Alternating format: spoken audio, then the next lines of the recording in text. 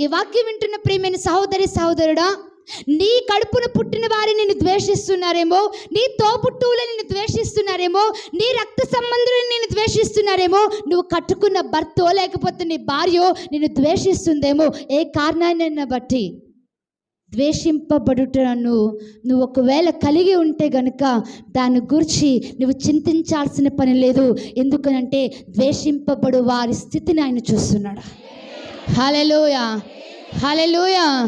ఎవరిని చూస్తున్నాడు చెప్పండి? ఆయన ద్వేషింపబడుతున్న వారి స్థితిని.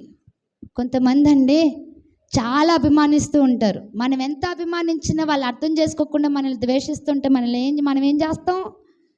నువ్వెంత ప్రేమిస్తున్నా, నువ్వెంత గౌరవాన్ని చూపిస్తున్నా, నువ్వెంత అభిమానిస్తున్నా, నిన్ను ద్వేషిస్తూ ఉంటే వారిని బట్టి నువ్వు చింతించాల్సిన పని లేదు. ఎందుకనంటే నీవు వారి చేత ద్వేషింపబడుట దేవుడు చూస్తున్నాడు. హల్లెలూయా.